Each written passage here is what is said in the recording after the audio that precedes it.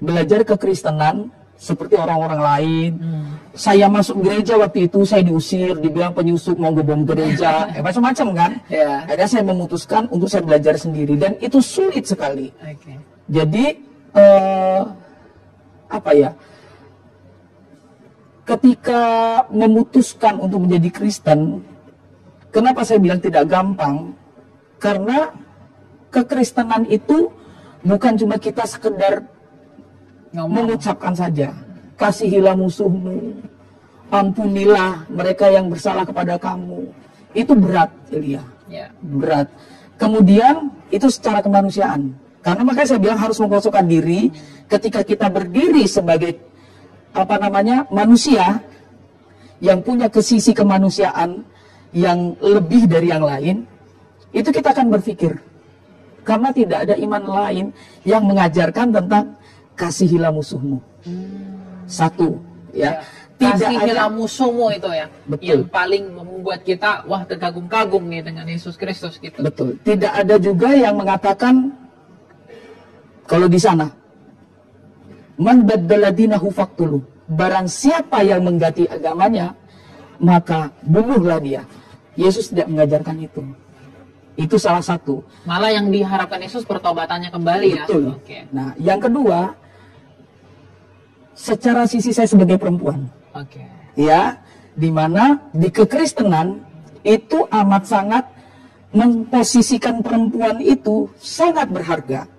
Dimana Tuhan bilang perempuan itu adalah sebagai penolong. Betul. Kemudian di hal yang lain, ada hal-hal yang tidak masuk di akal saya. Misalnya apa tuh? Misalnya tentang hadis-hadis yang dalam pandangan saya itu amat sangat tidak manusiawi terhadap perempuan. Misal hadis masalah persusuan, ya, menyusui orang dewasa, babu rodoah. Kemudian hadis banyak sekali, dan Al-Quran itu tidak saintis menurut saya. Jadi ini menurut Ibu Fadila. Iya. Kenapa di dalam Al-Quran dikatakan bahwa sperma itu keluar dari tulang punggung laki-laki. Sedangkan kalau kita berbicara tentang saintis, sperma kan tidak keluar dari tulang punggung laki-laki. Dari testis ya? Iya, itu dia tuh. Dan banyak hal lainnya, apalagi secara kemanusiaan, di mana Islam itu menyarankan, Al-Quran menyarankan untuk orang di luar iman Islam. Itu yang saya baca. Oke lah, mungkin mereka bilang itu kan sesuai konteksnya, atau harus sesuai dengan asbabun nuzul.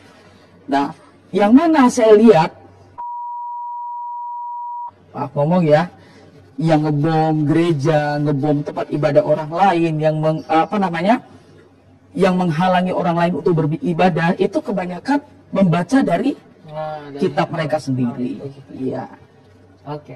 Jadi mungkin hal-hal itu yang membuat Ibu Fadila terganggu ya, yang pada akhirnya ya saya memutuskan untuk percaya kepada Yesus. Ya. Satu lagi, Elia. Saya dulu kan kuliah di Fakultas Adab, jurusan Sastra Arab. Tidak sampai selesai sih, cuma 6 semester. Disitulah ketika saya, ujung tombak saya meninggalkan Islam. Ketika saya membaca, banyak, saya mengkritik teks waktu itu, banyak gramatika bahasa Arab yang di dalam Al-Quran itu banyak yang beberapa itu tidak sesuai dengan gramatika bahasa Arab. Ya, nggak perlu saya sebutkan di sini, mungkin bisa nonton di beberapa video saya. Nah, itu yang membuat saya kok seperti ini. Ya, kalau kita tarik sejarah bahasa, Kristen Arab itu lebih dulu menggunakan bahasa Arab untuk Alkitabnya. Kenapa ketika saya membaca Al-Muqaddas itu ya? Alkitabul Muqaddas, ketika saya baca itu, kok gramatikalnya itu lebih detail di Alkitabul Muqaddas daripada Al-Quran. Sedangkan kalau kita tarik sejarah tentang gramatika bahasa Arab, itu konon katanya di zaman Ali bin Abi Thalib. Artinya jauh setelah Kristen, betul? Ya. Nah, Tapi kenapa Kristen itu lebih detail gramatika bahasa Arabnya? Itu yang menjadi pertanyaan saya. Oke. Berarti ini ada distorsi sejarah tuh mengenai bahasa Arab sendiri.